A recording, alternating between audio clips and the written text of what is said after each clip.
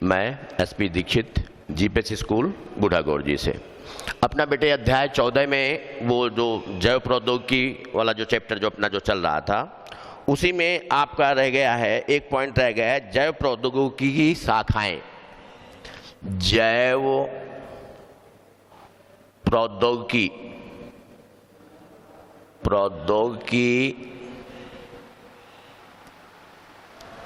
की शाखाएं,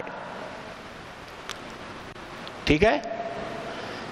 जैव प्रौद्योगिकी की कौन कौन सी अपन बोलेंगे शाखाएं हैं, उनको अपन इसमें देखते हैं, ठीक है। अब इन शाखाओं में बेटे अगर अपन देखें तो आप ध्यान रखें, इसकी निम्नलिखित शाखाएं हैं। इनमें से अगर अपन देखें, एक ही फ्लो चार्ट के द्वारा मैं आपको बता देता हूं। इसमें एक तो सबसे पहले अपन बोलेंगे पादप जैव प्रौद्योगिकी, पादप जैव प्रौद्योगिकी, ठीक है, पादप जैव प्रौद्योगिकी। उसके बाद अगर अपन देखें तो जो दूसरी जो शाखा है आपके इसमें भोजन एवं पोषण, भोजन एवं पोषण जैव प्रौद्योगिकी, ठीक है, ये दूसरी ब्रांच है। तीसरी अगर इसमें देखें तो आप ध्यान रखें, दूसरी ये हो गई। तीसरी जंतु जैव प्रौद्योगिकी,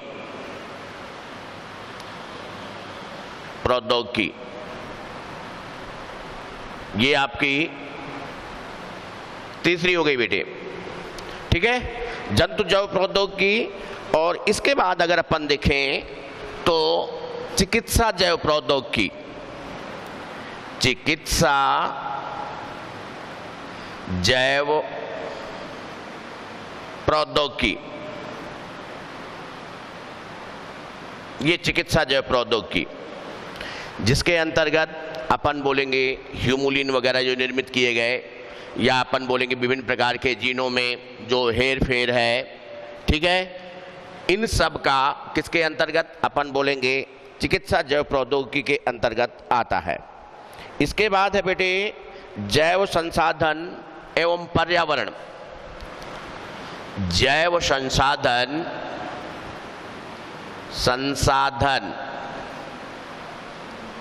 एवं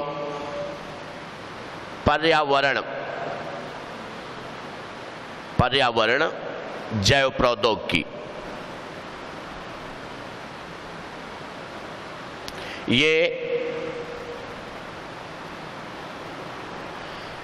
जो अपन जो लेंगे, जो अपने जो जैविक रिसोर्सेस हैं, इसके अलावा इन्वायरमेंट से संबंधित अपन बोलेंगे इसमें वो जैव प्रौद्योगिकी का अपन बोलेंगे अध्ययन किया जाता है। और लास्ट है बेटे आपका समुद्री जैव प्रौद्योगिकी, ये लास्ट है आपका एक फ्लो चार्ट के द्वारा, ये मैं आपको बता रहा हूँ, ये समुद्री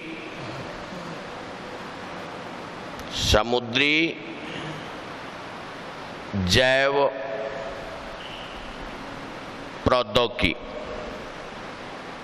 तो ये कुल मिलाकर ये अपन बोलेंगे इसकी ये शाखाएं हैं, 2, 3, चौथी ये, 5वीं, ठीक है बेटे, और 6, ये अपन बोलेंगे 6 शाखाएं हैं किसकी, जैव प्रौद्योगिकी। बायोटेक्नोलॉजी की अगर अपन शाखाएं देखें तो अलग अलग अपन बोलेंगे ब्रांचेज में अलग अलग, जैसे ये पादप जैव प्रौद्योगिकी है तो प्लांट बायोटेक्नोलॉजी के अंतर्गत अपन बोलेंगे जितने भी प्लांट से संबंधित है, पादपों से संबंधित, उनका अध्ययन किया जाएगा, ठीक है। इसी तरह भोजन एवं पोषण, ये एक अलग ब्रांच कर दिया गया।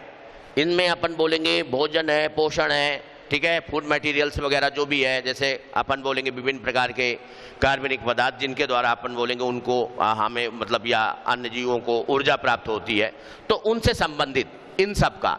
इसलिए इस पूरे जैव प्रौद्योगिकों को अलग अलग ब्रांचेज में डिवाइड कर दिया गया, जिससे कि अपन बोलेंगे अध्ययन में अपने को क्या हो, सुविधा हो। इसलिए चिकित्सा के अंतर्गत अपन बोलेंगे जो भी उनमें जो सुधार है पादपों में या जंतुओं में, है ना, जैसे आपने देखा होगा बीटी कॉटन्स वगैरह और, है ना, तो डॉली भेड़ वगैरह, तो ये सब चिकित्सा। और इसके अलावा अपन बोलेंगे जैसे मान लीजिए त्रुटिपूर्ण जीन है जिनके प्रभाव से अपन बोलेंगे विभिन्न प्रकार के डिजीज वगैरह हो जाते, तो इन सब का अपन बोलेंगे ये अलग अलग ब्रांचों के अंतर्गत अपन बोलेंगे जैव प्रौद्योगिकी का अध्ययन किया जाता है। ओके, इस तरह से ये आपका जो अध्याय मीन्स जो 14 था वो आपका समाप्त हुआ। इससे संबंधित जो भी आपके अभ्यास प्रश्न हैं उनको आप देख लेंगे और जहाँ जो प्रॉब्लम्स है वो आप बताएंगे। अब अपन चालू करेंगे अध्याय 15। ठीक है, ये अध्याय आपका कंप्लीट। अब आपका अगला अध्याय चालू करेंगे अपन, अध्याय 15 जैव। अध्याय 15 है आनुवांशिक अभियांत्रिकी। अध्याय 15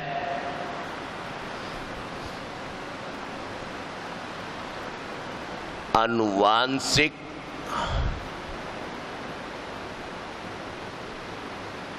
अभियांत्रिकी।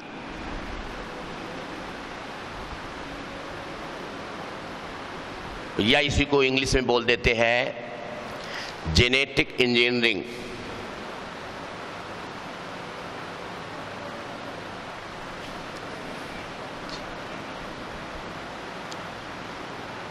ENG, ठीक है।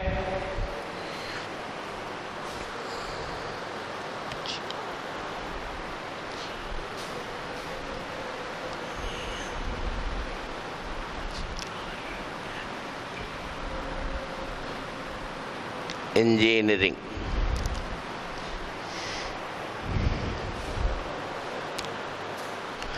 अब इसमें अगर अपन देखें आनुवांशिक अभियांत्रिकी, मैं आपको संक्षेप में इसके बारे में एक शब्द में इसकी आपको मैं परिभाषा बता देता हूं कि ये जेनेटिक इंजीनियरिंग होती क्या है। जेनेटिक जीन ये जीन हो गया, और अभियांत्रिकी, अभियांत्रिकी शब्द जो हुआ है वो आपका किससे बना, इंजीनियर से बना। इंजीनियर का काम क्या होता है, इंजीनियर का काम होता है जैसे मान लीजिए कि कोई भी साधन है या कोई भी मोटर है या कोई भी अपन अगर देखें बस वगैरह मतलब ऑटोमोबाइल्स वगैरह से संबंधित, मान लीजिए कि कोई भी पुर्जा यदि उसका खराब हो गया है जिसकी वजह से अपन बोलेंगे वो अपने फंक्शन में नहीं आ पा रही है, तो उस पुर्जे को चेंज कर देना। जैसे मान लीजिए हमारी मोटरसाइकिल खराब हो जाती है या कार खराब हो जाती है तो अपन किसके पास ले जाते हैं, गैरेज में ले जाते हैं। गैरेज में वो मिस्त्री होता है, मिस्त्री मतलब वही इंजीनियर होता है। तो वो इंजीनियर क्या करता है, उसको पूरी को चेक करता है। चेक करने के बाद देखता है कि साहब आपका ये पार्ट्स आपका ख़राब है, ये चेंज करना पड़ेगा। तो उसी तरह ये जेनेटिक इंजीनियरिंग का मतलब क्या हो गया, जो इसमें मानव के शरीर में आपको पता होना चाहिए कि लगभग 28 से 30 हज़ार अपन बोलेंगे जीन पाए जाते हैं, और जीन ही हमारे लक्षणों को क्या करते हैं, निर्धारण करते हैं। जीन ही क्या करते हैं, हमारे लक्षणों का निर्धारण करते हैं। और आपको पता होना चाहिए कि एक गुणसूत्र में जो जीनों की जो संख्या जो होती है वो अपन बोलेंगे 600 से लेकर 800 तक इनकी संख्या होती है, कहीं कहीं 600 से लेकर 700 तक आपको संख्या मिलेगी।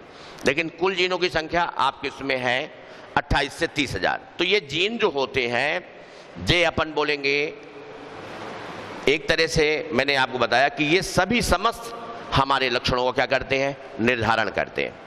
यदि मान लीजिए कोई भी जीन त्रुटिपूर्ण हो जाता है तो उससे बनने वाली जो रिप्रेजेंट होने वाले जो कैरेक्टर्स जो होते हैं वो अपन बोलेंगे क्या होंगे, प्रभावित होंगे।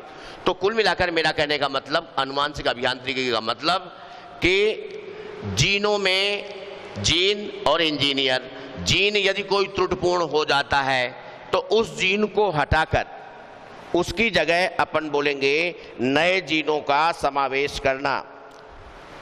ठीक है, नए जीनों का समावेश करना। मतलब कुल मिलाकर अपन संक्षेप में अपन कह सकते हैं कि जीनों में हेरफेर, जीनों में हेरफेर या फेरबदल, या आप क्या बोल सकते हो, फेरबदल करना, वो आपका क्या कहलाता है, वो आपका कहलाता है अनुवांशिक अभियांत्रिकी। या आप ऐसे भी समझ सकते हो, जैसे मान लीजिए कोई पाइप है, बीच से अपन बोलेंगे फट गया, तो उसको अपन क्या करेंगे, जहां से फट जाता है उसको कट कर देते हैं, कट करने के बाद अपन बोलेंगे दूसरा पाइप लगा देते हैं। तो उसी तरह आप साधारण भाषा में आप समझेंगे कि जीनों में फेरबदल अर्थात त्रुटिपूर्ण जीनों को हटाकर उसकी जगह अपन बोलेंगे नई जीनों का समावेश करना। इसी को अपन बोल देते हैं अनुवांशिक अभियांत्रिकी। ओके, नेक्स्ट वीडियो में आप